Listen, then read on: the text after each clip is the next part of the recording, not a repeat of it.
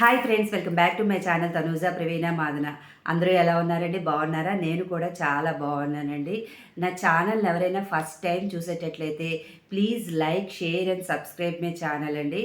Channel దగ్గర bell icon వస్తుంది, అది ప్రెస్ చేస్తే నేను ఎప్పుడు వీడియో చేసినా మీకైతే నోటిఫికేషన్ అయితే వస్తుందండి. సమ్మర్ వస్తుంది కదండి, అందరూ వాకింగ్ కానీ జిమ్ కానీ చేసి కొద్దిగా బాడీ ఫిట్నెస్ అది చేద్దాం అనుకుంటున్నారా?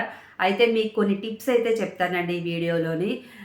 మనం వాకింగ్ కానీ జిమ్ కానీ చేసేటప్పుడు డైరెక్ట్గా ఫస్ట్ రోజే ఒక 1 అవర్ 1.5 అవర్ అలా చేసేయకూడదండి. ఫస్ట్ డే ఒక 15 మినిట్స్ నుంచి స్టార్ట్ చేయాలండి.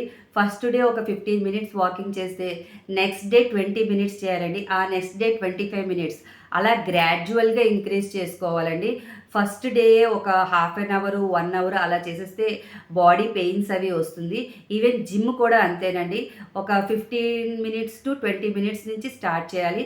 ఆ తర్వాత నుంచి గ్రాడ్యువల్గా 5 మినిట్స్ 10 మినిట్స్ ఇంక్రీజ్ చేసుకొని వెళ్ళాలి. అలా వెళ్తే అదే కరెక్ట్ పద్ధతి అండి.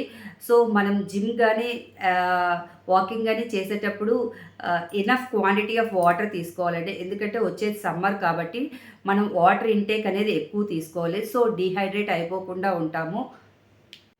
నెక్స్ట్ ఇంకో టిప్ అండి, మనం జిమ్ కానీ ఎక్సర్సైజెస్ కానీ వాకింగ్ కానీ చేయడానికి స్టార్ట్ చేసే ముందే అందరూ ఫుడ్ అనేది కంట్రోల్ చేసేస్తారండి. అలా చేయకూడదండి.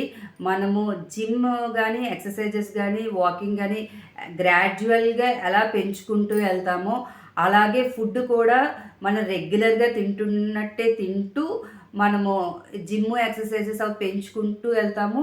అండ్ ఫుడ్ని కూడా కంట్రోల్గా తగ్గించుకుంటూ వెళ్ళాలండి. ఫుడ్ను ఒక్కసారే కంట్రోల్ చేసి మనము జిమ్ ఎక్సర్సైజ్ వాకింగ్ అవి చేయకూడదు. సో బాడీ అనేది డిహైడ్రేట్ అయిపోతుంది. మరిన్ని విషయాల గురించి రెగ్యులర్గా నా ఛానల్ చూడండి, సబ్స్క్రైబ్ చేయండి. Thank you for watching. Bye bye.